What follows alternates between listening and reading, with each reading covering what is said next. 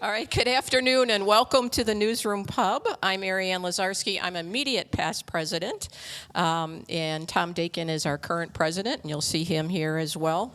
I'm happy to be here today with Milwaukee Archbishop Jeffrey Grob. For a little background, for those of you who don't know, he was appointed by Pope Francis on November 4th, 2024, and installed on January 14th of 2025. Archbishop Grob serves as the 12th Archbishop of Milwaukee. He's a native of Cross Plains, Wisconsin, and raised on a dairy farm. He entered a seminary at Holy Name High School in Madison, later earning a bachelor's degree in religious studies from the Pontifical College Josephinum. You're right. Josephinum, okay, got that right. Keep rolling. And completing priestly formation at Mundelein Seminary. Ordained in 1992 for the Archdiocese of Chicago, Archbishop Grob has served the church in numerous capacities for over 3 decades. His pastoral and administrative roles include parish ministry, canon law, and diocesan leadership, including service as judicial vicar, chancellor, and episcopal vicar. Those are very important roles. Sounds nice on paper. Does it? He holds doctorates in canon law and philosophy from St. Paul University and the University of Ottawa. Named Auxiliary Bishop of Chicago in 2020 and now as Archbishop of Milwaukee, he brings deep pastoral experience and a commitment to ecclesial service and community engagement. Pretty good? Who wrote that? You wrote that? I didn't. No, it's nice. Is it? Yeah. Is it true? Most of it. Most of it is true. All right. Every third word. All right. The dairy farm part I know is true. All right. That's the best part.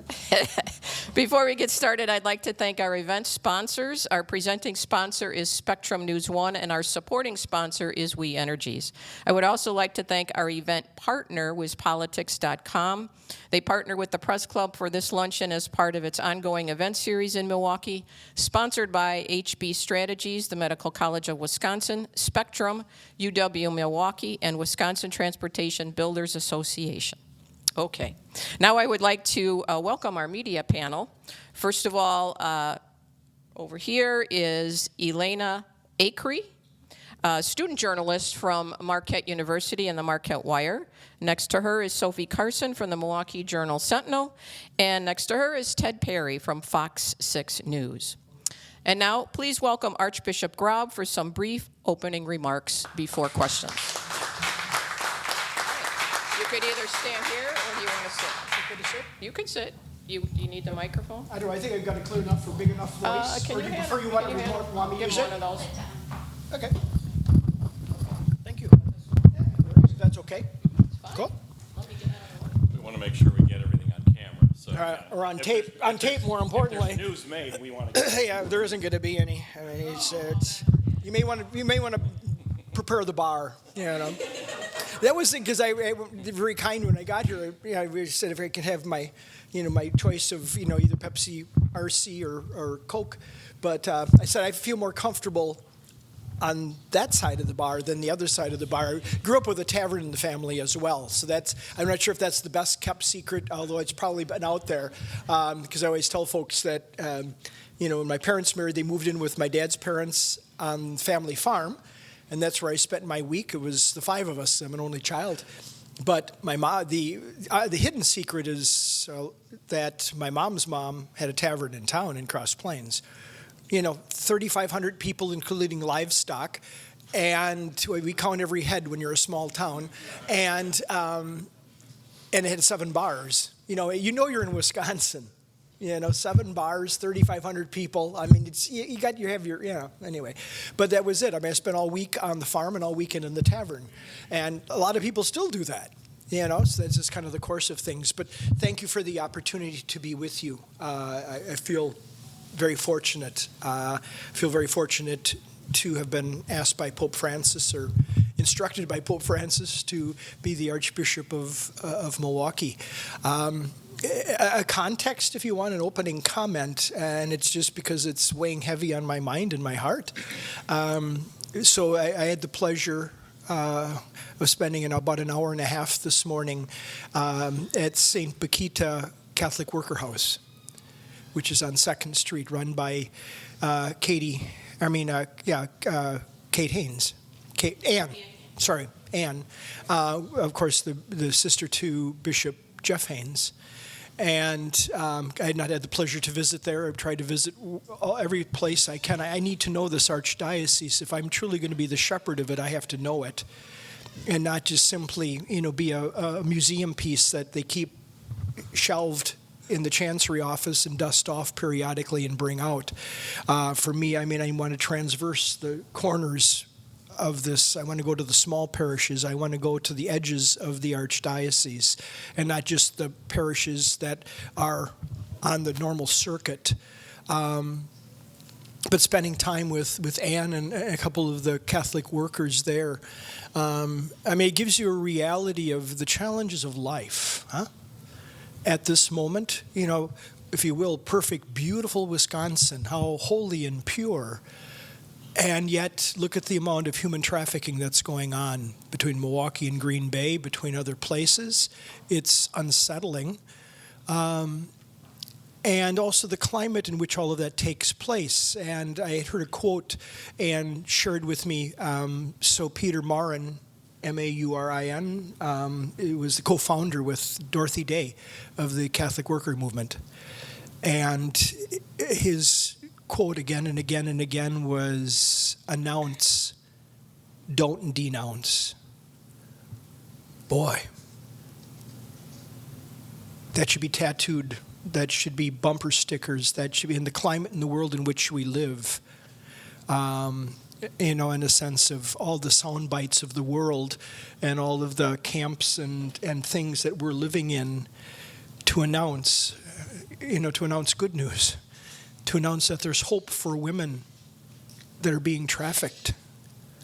There's hope for immigrants. There's hope for all of these kinds of things, and not denounce because you're not in my party or not in my group or you're the other group and you're wrong. Something's skewed, and it's in that context. And alongside that, and I copied the text, printed it out. Here is humanity in its best. It's taken from John's Gospel, chapter 2, verse 23 to 25, if you want the citation.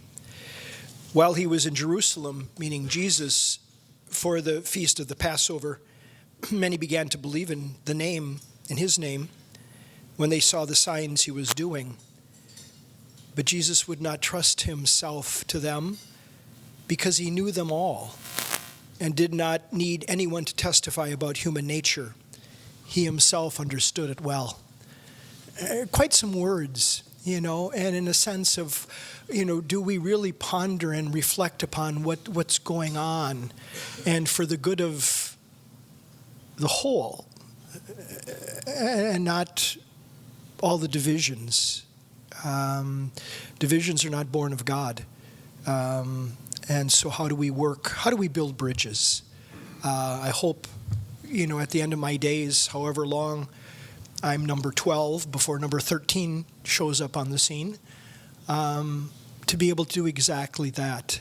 I was mentored under Joseph Cardinal Bernardine, a man who I have utmost respect for. Joe Bernardine could walk into the thick of any room, any division, regardless of how extreme and harsh it was, and find middle ground. We need his spirit, now more than ever, to be able to walk into the fray and the divisions and say, okay, folks, we're a lot stronger united than we are divided. What are we going to do about that? Thank you. Thank you. I used up more than my 5 minutes, so I apologize. You think I was going to wrap you? Yeah. Well, you could have thrown a cookie at me or something. Is this setting okay for us all to be sitting? Okay. First of all, you're excellent. Is this on? Can you hear me? No. I'll share. Oh. No, got it there. Okay. Sorry. You have a baby boomer working technology. That was never a good idea.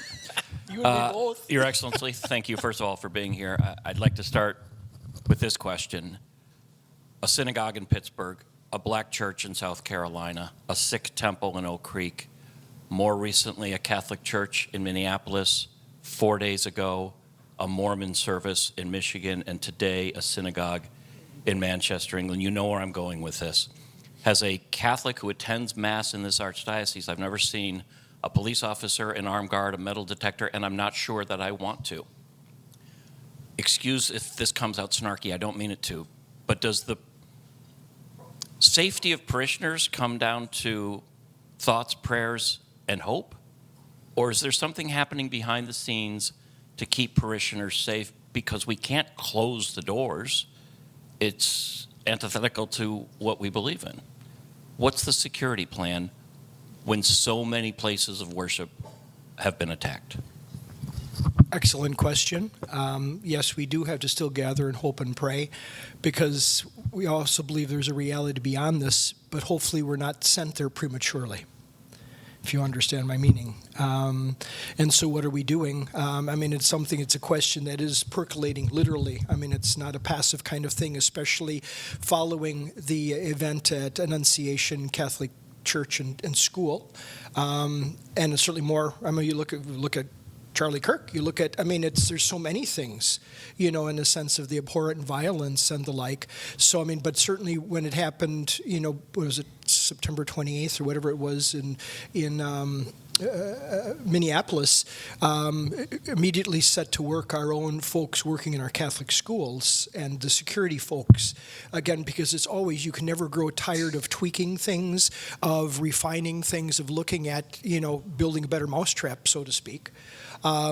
But also looking at that reality as well. It's not, if I can say, I don't know if it's a pat answer, it's in the works, but truly it's something that's being looked at because we have to, because it's only escalating.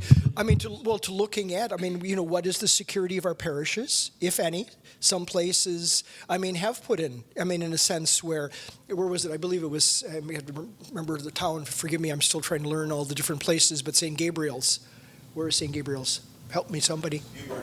Hubertus, thank you, was up there for a morning school mass, and so the pastor came up and almost was apologetic, but he said we close all the doors once we start mass, especially with the kids' masses, the school masses. But there's adults there as well, so it's those kinds of things. Just saying, okay, what are we doing? I have to learn that because I don't.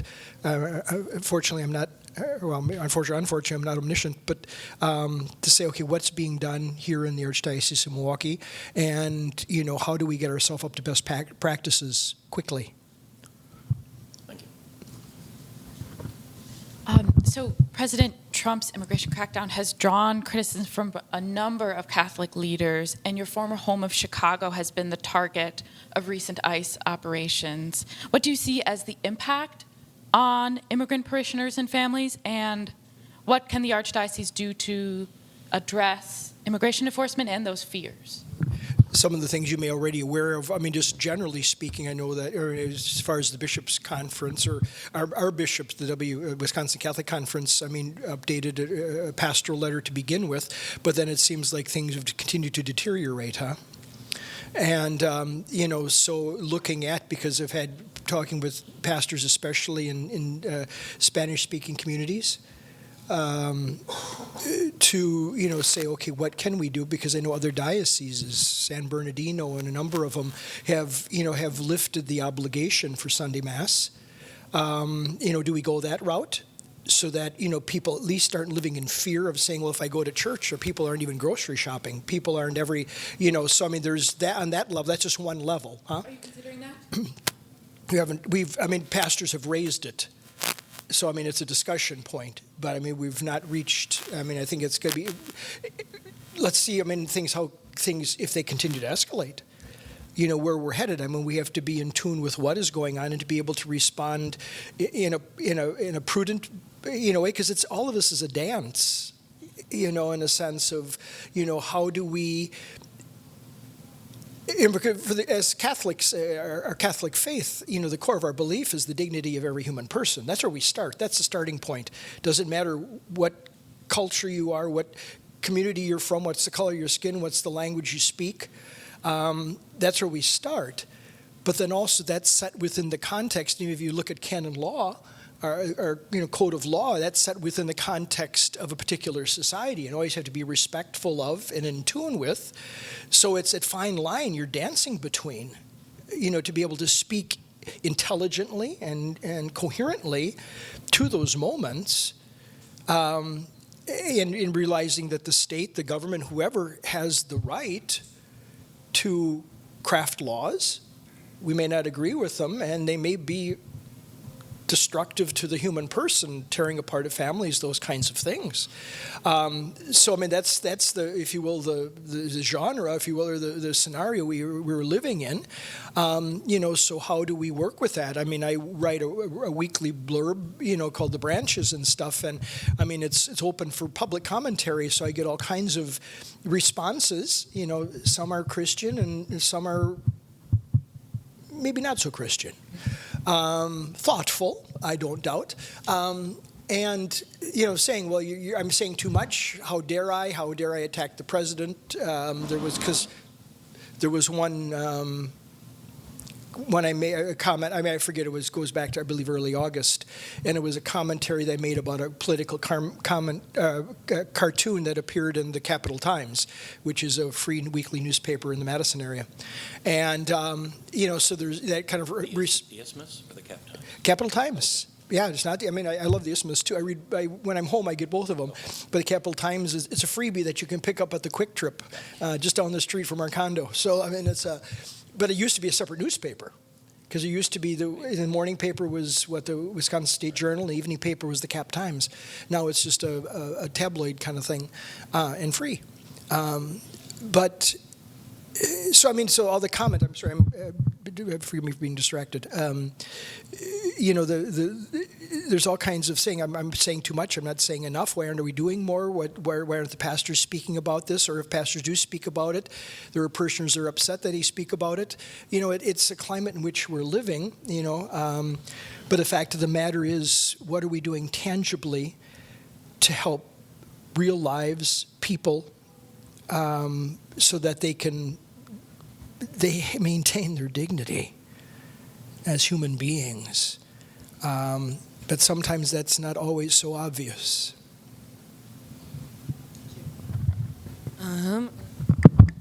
So, is this going on? Can you hear it? Okay. Going off of with all of the destruction, and there's a lot going on in the world right now. It's very intense. From your perspective, what role do you think, or what do you think is going on in the spiritual worlds that is impacting all of this, specifically, fights with angels and demons that are happening, and how do you think that we can best spiritually fortify ourselves so that when all this destruction is going on, so we ourselves can stay at peace in our souls, so that we can respond better to those around us? If we're talking to and about people of faith, what is it? I believe it's what Carrie Underwood sings, a wonderful song called "Temporary Home." If you haven't heard it, take the time to listen to it. It's called "Temporary Home," and she presents in the song 3 scenarios, all of which, at the end of the day, reflect on the fact that we're not made for here. This is our temporary home, and so we have to get through it. And how we get through it sometimes is the greatest challenge, because we, as people of faith, believe we're spiritual beings. We have a soul, an immortal soul that goes to God. But how do we live in the midst of all of this spiritual warfare? There's the physical stuff, but as people of faith too. It's again, all you have to do is truly know our faith. It's not, crazy things, you mentioned, it's not the sensationalism. You talk about, angels and demons and the devil and all those kinds of things. It's part and parcel of realizing that, we live in an imperfect reality. We live in an imperfect world. We have God's grace to assist us and to strengthen us and to direct us and help us along the way. How are we living that? With our eyes set on a reality that isn't here, that is yet to come. And so how do we shore ourselves up? How do we shore up one another to get through the challenges? How do we come together as people of faith? And yet people of faith are getting shot and killed in their houses of worship? I mean, are they martyrs? Who? I mean, like I said, I'm just raising as a theoretical question. So it's exactly those things. I mean, we have to draw on our faith and hopefully help one another, because these are trying times. It's not new to history, but we have to respond in this particular moment. How are we signs? We're about 3 months to go before the end of this year, this Jubilee year of hope, as pilgrims of hope. You know, what are we doing not only to instill hope and nurture hope in our own lives? How do we do that for one another? Because we desperately need it. That's it. I'd like to ask about school choice. You spent a lot of time in Illinois, which does not have school choice. They had something called the Invest in Kids program, which has been let to die. It was not expanded in the Illinois legislature for many reasons, one of which was only 13% of those schools that took those public funds that were diverted to private schools had any kind of special ed and weren't required to. You now are back in a state that has school choice and one that many want to grow. How do we justify spending tax dollars? And I'm a product of Catholic education. Me and my 7 siblings went to a Catholic school, but my parents paid for it. How do we justify taking tax dollars and putting them not just to Catholic schools, but any schools of any religion, particularly if you may not agree with the tenets of that religion? But this archdiocese takes a lot of money in for school choice. A lot of parishes would fold without it. What do you say to those who say, I don't want my tax dollars going for a private education? If you want a private education, get a grant, get a loan, get a third job, whatever. Because a lot of people still don't want to be paying for other kids to go to Catholic, private, Lutheran, whatever schools. How do you justify it? To begin, I mean, in the sense of transparency, I mean, you know, stepping into this role 8 months in, I'm still trying to wrap my head around lots of things. You know, one of the areas that I know I need to study more as far as the particulars and the history of is school choice, just as to level the playing field, because I'm not going to tell you something or speak about something I don't know. I don't try to blow smoke. But I mean, as far as the reality, you know, it's always the challenge, you know, in the sense of why should my money be used for somebody else? I'm not benefiting from it. You know, in a sense of, I mean, there has to be, you know, how do we grow that communal dimension of things, of saying that I'm able to help someone else even though they're not mine. You know, they don't belong to my clan, or they don't belong to, why should I be spending my money, you know, for another institution, another religion, and stuff like that. I mean, I get that, you know, that notion, that urge. But again, too, I mean, how do we always try to grow for the sake of others, too? How do we try to be supportive of, and the thing is, very quickly, people want to draw along religious lines, all that kind of stuff. It's the ongoing challenge. But I mean, how do we truly work if we can help others, you know, in a sense? And, you know, looking at the realities, too, and I know it's not the only argument, but one argument in a sense of if all those Catholic schools, for instance, were to close, dumping all of the students that would be in them back into a public system, for instance, how would that stand? I mean, in a sense, do the public schools, for instance, have the wherewithal to sustain that? I don't know, but it's at least... Would have more wherewithal, because the money that's going to educate them in private schools now would go back to... Yeah, but as far as the sustainability, in a sense of the structures themselves, would they be able to handle it? It's just it's not a matter of money. It's a matter of space. It's a matter of, and so I suppose we buy more, grow more, build more, kind of thing. But something to ponder.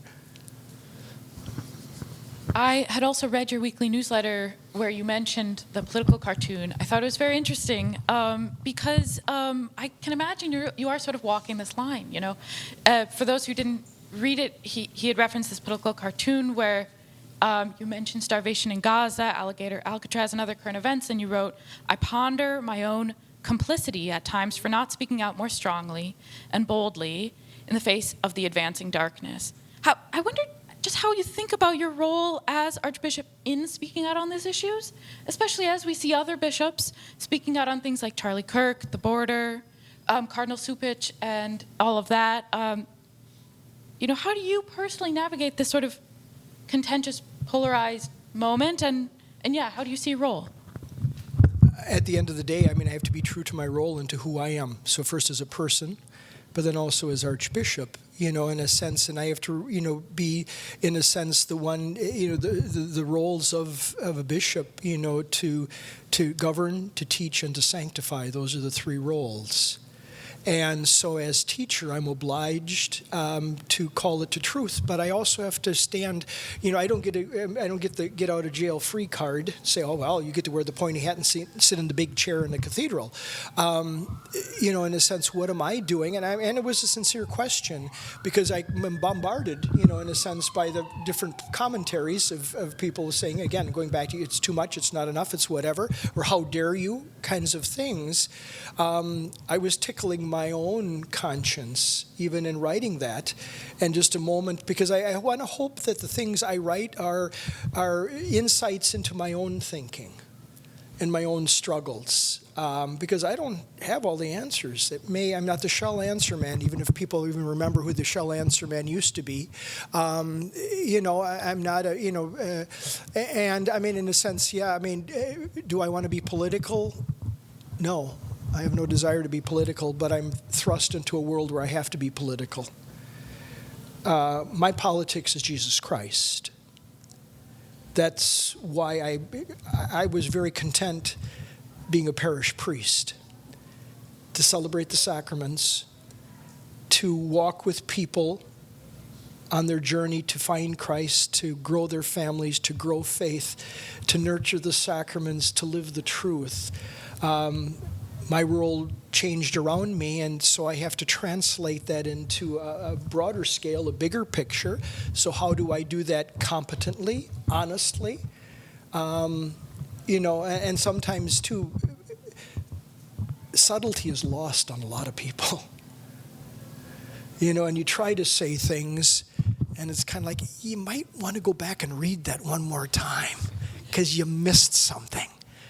Instead of hitting people in the face, if I have to hit people in the face, it's kind of like, I lose all the sport of it, because there is part of it to say, I want you to think. I want you to, in a sense, grow. I have to do the same thing, and especially the complicit part and the stuff. Because at the end of my days, with all due respect and as wonderful as all of you are, I'm not going to be standing in front of any of you as my judge, right? Thank God you're not going to be standing in front of me as your judge. We're all going to be standing before the one Lord. And he's going to say, okay, I gave you this faith, whatever portion, whatever amount of faith. Everybody has a different portion of faith. I gave you this role. What did you do with it? How did you grow the faith? How did people come to know Jesus Christ better because of who you are? That's why, in all honesty, I don't blow smoke, because my eternal salvation hinges on that. At the end of the day, I put my head on the pillow, and I only have to answer to one person. It's not the Pope, although I'd be very happy to answer to Pope Leo. And that's a long answer to a short question, But there has to be passion about these things. There has to be passion about faith, about what we say and what we believe. It has to be real. Otherwise, it's just so much smoke. So, going off everything they've all said, with everything going on, there's a lot of people who have left the church and distrust who she is and her foundation, and distrust the clergy. And they believe that they put a lot of faith into the priest instead of into God. How can we, as children of God, bring that faith and help bring them back and bring that trust back into both the church, into how beautiful she is, it back into the clergy and what they're trying to do, and ultimately back to God, so that we can, as I said earlier, have that faith and be reminded of who we are, so that we have that internal peace. Like, how can we bring everything back to Him? Well, we've got job security because we have a lot to do. Shame on those. And again, however, any of us were part of that in driving people away, but especially the scandals, that were perpetuated, the moving of pedophiles, all of those things. Let's name it. I mean, I served as Cardinal Supich's delegate to the review board for 15 years, and saw the underbelly of it all. Things that would turn a lot of people's stomachs, and it should. The thing is, with regards just to the whole notion of that in general, as far as misconduct, since we're on it, if you don't mind just for a second, in a sense, is we can never become complicit. We can never become anything other than vigilant as we move forward. We have to have learned from our mistakes, otherwise we're really sad. But as far as ongoing things, just like looking at safety and the like, what are we continually revisiting in this archdiocese? I'm on for that. I'm on for the safety, especially of our children, and that what systems are in place that we're continually reviewing so that can never happen again. Not that it still doesn't happen. The human creature, when it wants to be creative and sly, is able to pull all kinds of tricks, huh? But that means that we still continue then to work all the more diligently. But so how do we bring people back? In a sense, I believe we stand with our faith, we profess our faith, because we have a core deposit of faith that is freeing, that is liberating, that is good. And I believe, visiting in this short handful of months, visiting parishes throughout this archdiocese, the belief, the love that people have for their parish priests, even in light of, it's incredible, in a sense, how people still love their priests and support their priests. And some of them can be real schmucks. I used to be one of them. I still am. Now I'm a schmuck bishop. Archbishop. Yeah. One more title. You can still be a schmuck. Because we all have feet of clay. Holy orders doesn't remove the schmuckness or the human frailty or the sinfulness. How do we call people to task? How do we people called to live lives of integrity, of honesty, and that? All of those things. And that's in any profession. The Catholic Church doesn't have the corner on misconduct. I know that's a surprise to some people. But we're not the only ones. But we have enough to point our fingers at. We don't need to point your fingers at anybody else, but just for the sake of truth, we're not the only ones that have to deal with this problem, huh?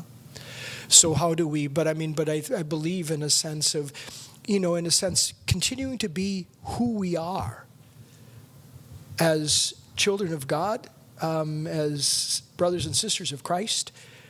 That's our strong suit. And how do we continue to bring people to that? You've sort of answered one of my questions in this two-part question here. So good job. If St. Bridget is the patron saint of dairy farms, you grew up on a dairy farm, and St. John Vianney is the patron saint of priests, I'm wondering, do you have a favorite saint? I think we all do. I think maybe we can all say who ours is. And if so, who is it, he or she? Why? And how do Catholics find that saint to be that role model for us? And along with that, what's the bare minimum you're asking of Catholics in this archdiocese in 2025 so that they can still call themselves Catholic? It's sort of a similar question, but with two prongs. Okay. My favorite three are in my coat of arms. So if you look at my coat of arms, now that I'm an archbishop, I lost half of my side of the coat of arms because half of it is the emblem for the archdiocese, but it's still now compressed into smaller pieces. But you'll find 2 fleur-de-lis and 1 crescent moon. And so the crescent moon represents Mary Immaculate, so Mary, the Mother of God. The 2 fleur-de-lis represent St. Joseph. I was born on March 19th, the Feast of St. Joseph, and I love St. Joseph. First of all, he was the perfect husband. because he just shut up and did what he was told. What wife doesn't love that? Huh? Honey? Right? I can see a lot of husbands. Yeah. Yes, dear. No, I mean, but in all seriousness, the profound nature of St. Joseph, how often did he speak in Scripture? Nada.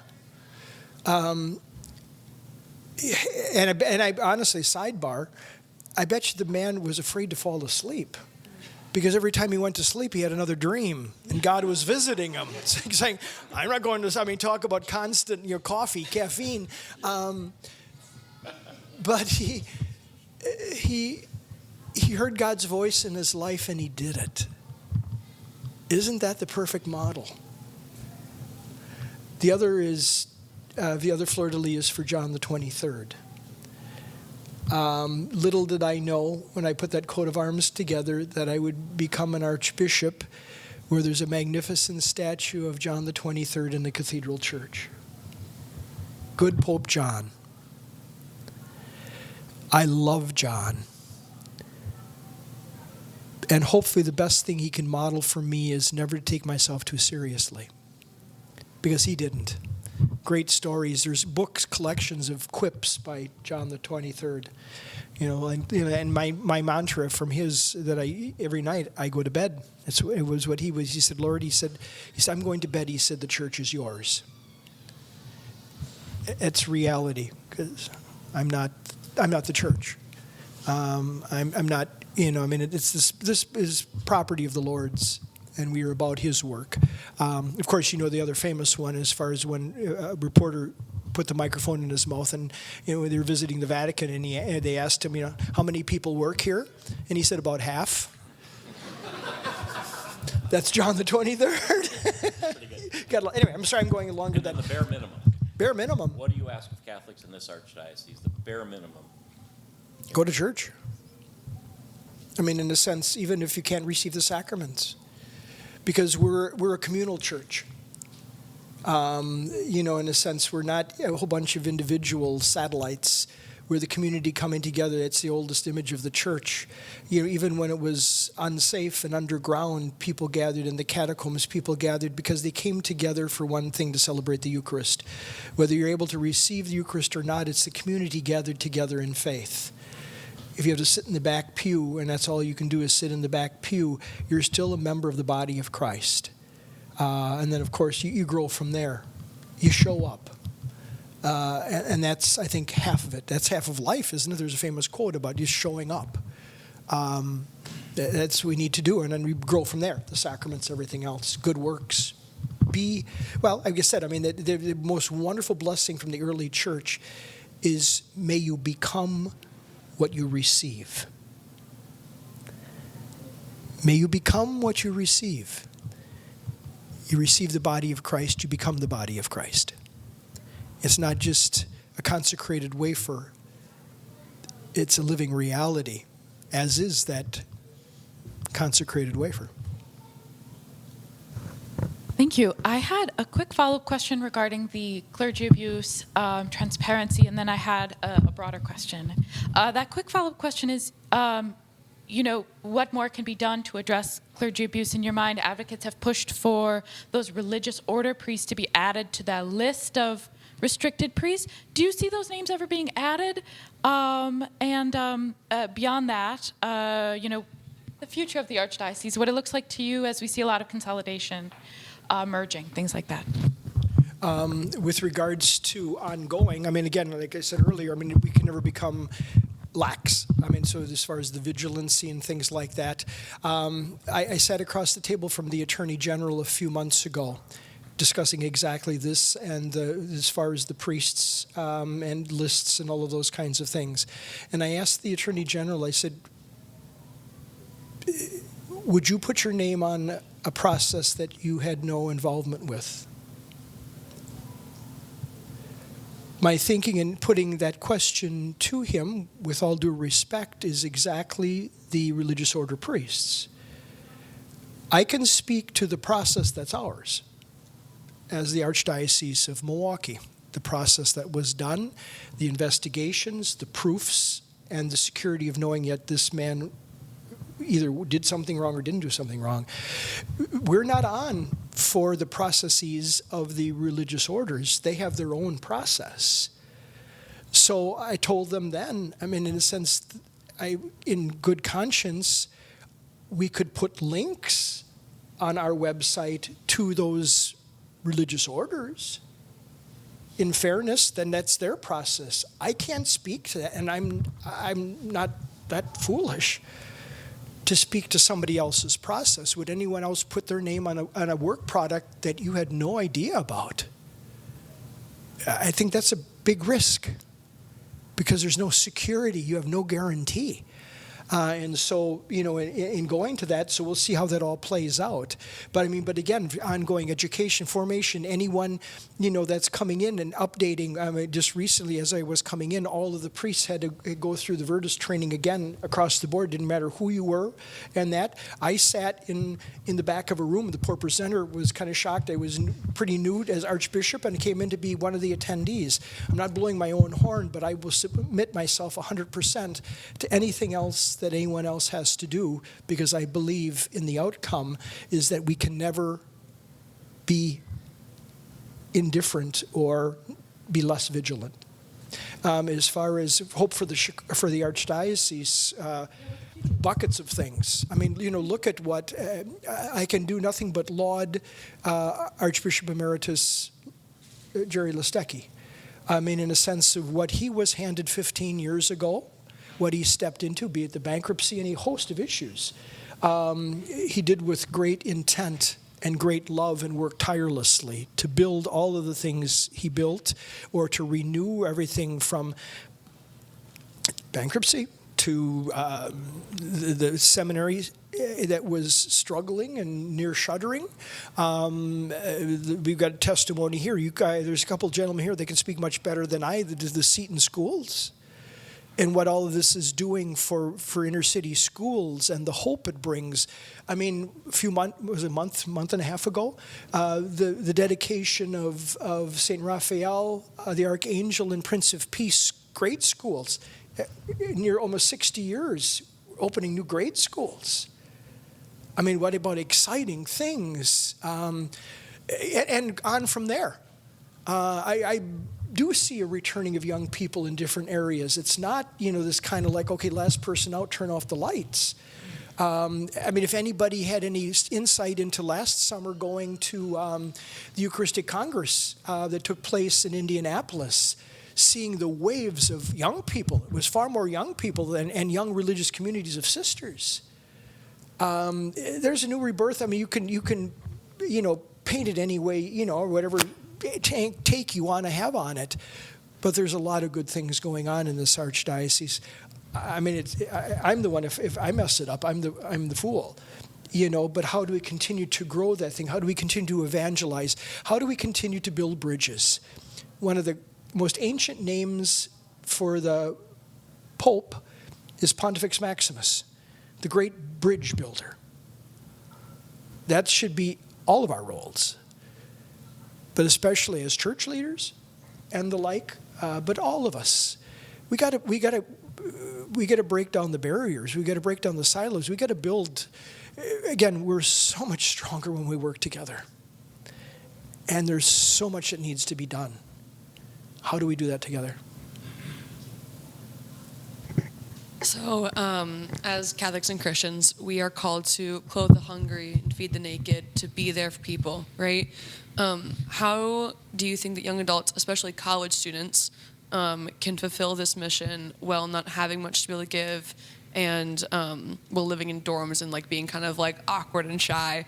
I know for myself that I get stopped by a lot of homeless people when I'm away to my apartment, and I give them my respect that best that I can, but I never know quite how to respond. Do you have any advice for, especially college students, of how can we best respond and treat these people with love and dignity, with not being able to give quite what I always have thought that God wants us to be able to give to them?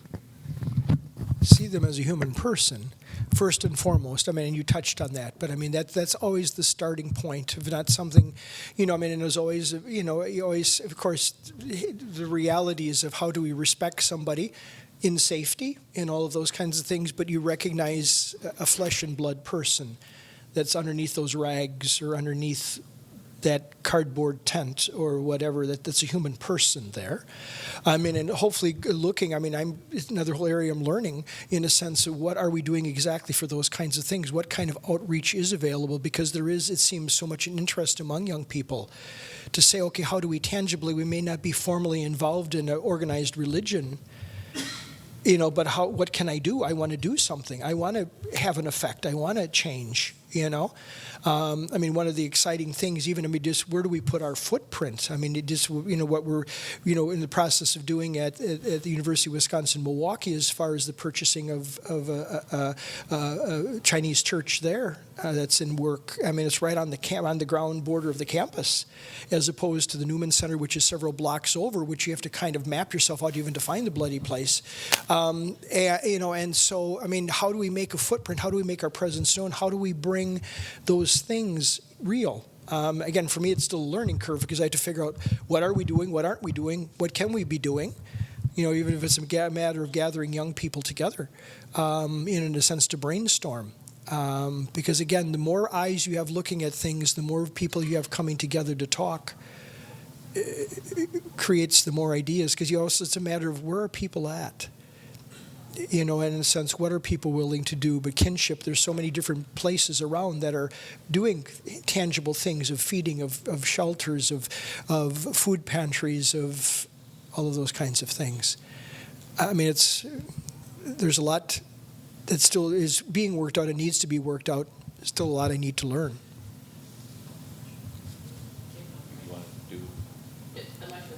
I got a million questions, but I don't want to hog the mic. So. That's all right. You can answer. I'll just one quickly. Yeah. Cardinal Dolan recently referred to Charlie Kirk as a modern-day St. Paul and a hero. Do you agree with that assessment of Charlie Kirk's legacy? And if not, how would you define it?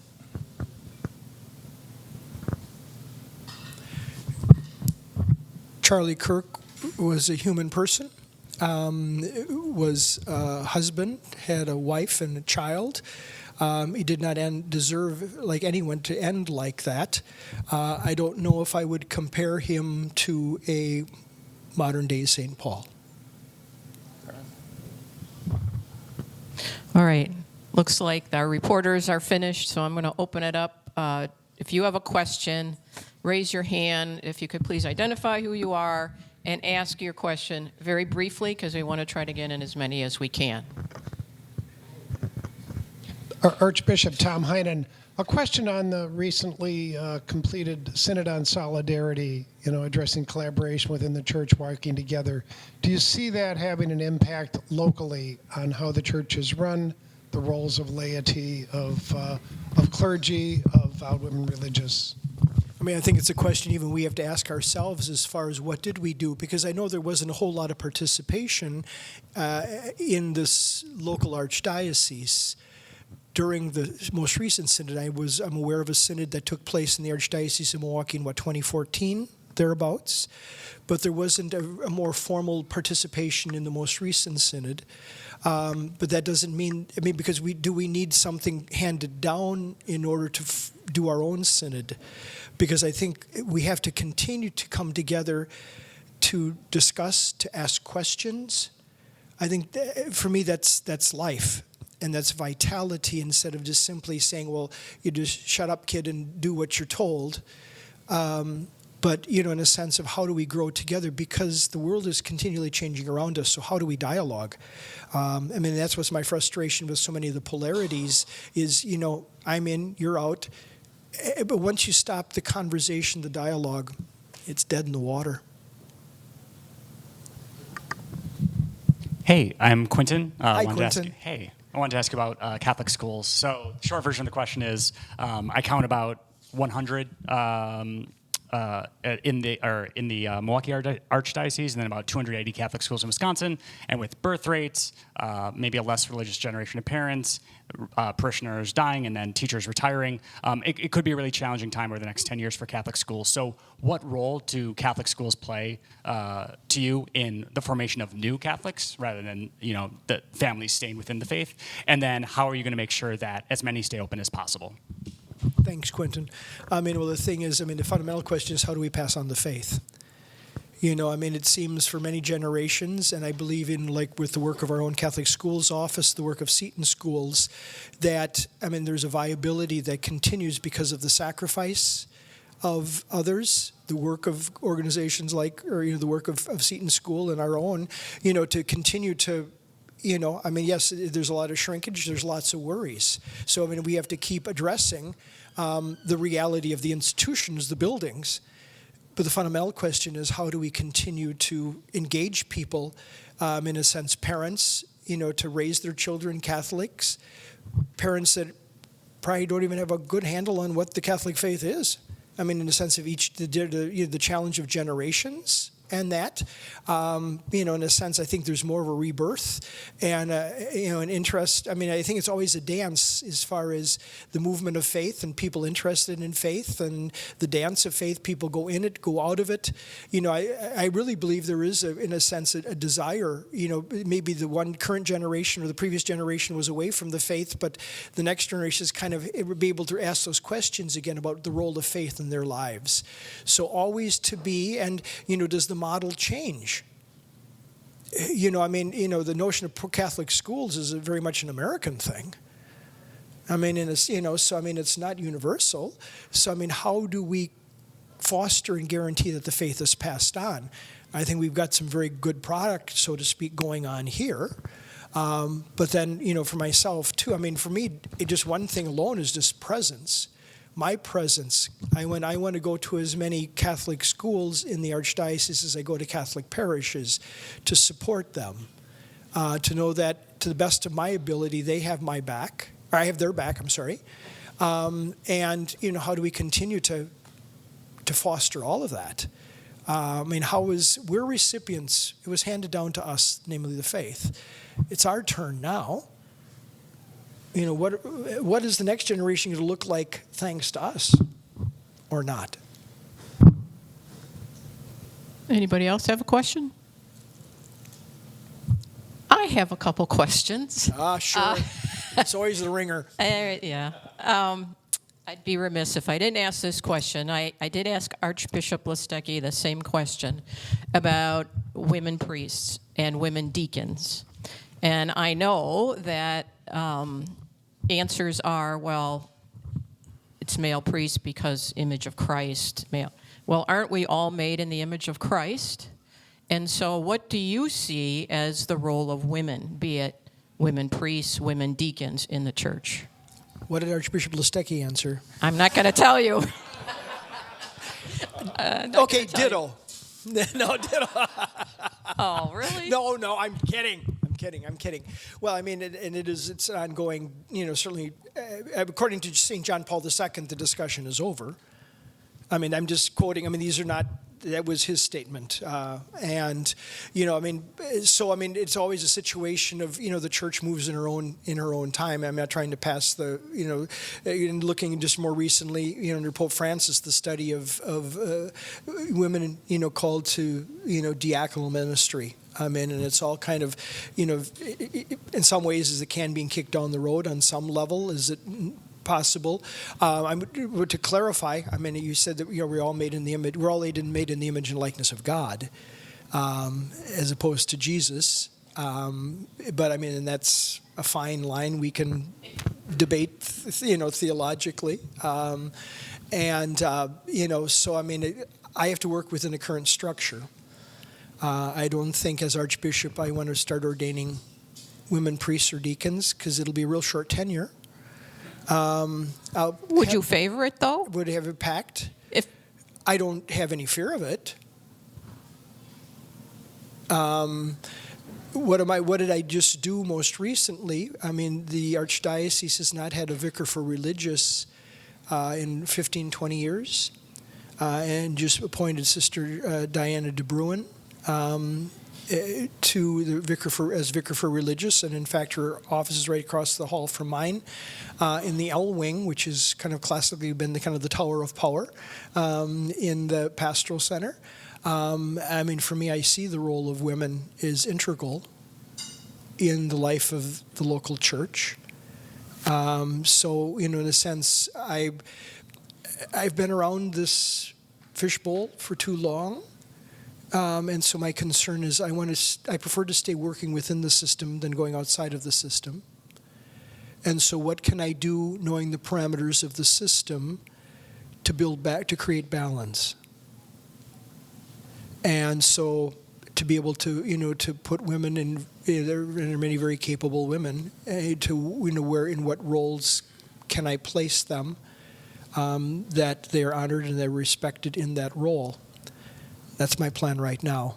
If it changes before 5, I'll let you know. Yeah, give me a call. I'm available. Yeah, but thank you for the question, thank you, because yeah. it continues. It's a perennial question, and I think I think I have a lot of obviously female friends who ask me, you're a woman and the Catholic Church doesn't treat women very well, and we have heavy discussion. But and there are a lot of female friends who won't go to church because they don't feel like they're respected, and what they could provide to the church, to the people. So, and I do not doubt that. I mean, like I said, And I have another question. That's Anybody all right. has a question, let me know, and then we'll wrap it up. But where do you see the Catholic Church going in terms of progress? Do you see it as a progressive church, or there's been a lot of talk about going back to having Latin Mass, and a lot of people are much more conservative or ultra-conservative in the church. Do you see the church, and do you want the church to be continuing to be more progressive? In my estimation, the pendulum never stays long in the center. So it swings from one side to the other, as has the history of the church. In a sense of between one extreme to the other extremes, the smells and bells and lace I grew up with burlap banners and felt butterflies and singing Ray Reps up with people. Lovely tune, it really is. I don't know if maybe enough of us we could sing it. But Kumbaya and all those things. It's in each era. It's the beauty of the Spirit, because thank God we've survived all of those ideations, and the church is still alive. That's why you can tell it's divinely inspired, because if it was left to human beings, it would have folded up a long time ago, because of all of her frailty. Because of all of our human frailties. Thank God, the Lord made the promise, and I believe He's not a liar, that He would remain with His church all days until the end of time. That's what I'm banking on. In fact, that's what I've built my whole life on and continue to. And so, sometimes it's so painful, but the pendulum is swinging again. Look at the 50s, and then that crazy roly-poly Patriarch of Venice took over the big chair in St. Peter's, and Aggiornamento, and Second Vatican Council, and that pendulum swang. And it continues back and forth, and so right now the need or the attention on, somehow Latin is going to make us more holy, and the incense is going to purify our minds, and all of those kinds of things. Again, things I'm not afraid of, but we're not only that. I believe the church is like my grandmother's attic in the best sense of the way. There's all kinds of things, old and new. We just heard the scripture a couple days ago, as far as the wise steward in the kingdom of God is the one who's able to bring from the storeroom both the new and the old. But that's a difficult balance, because it's always tends more times to be reactionary. So, I think that's the concern among people in their parishes. They're seeing, okay, all of a sudden, we've got younger priests that are more conservative than their pastors, Years ago, it was just the opposite. So we're living in those, always living in those tensions. The fact of the matter is that we don't lose center, which is Jesus Christ. All right. Thank you, Archbishop Grob.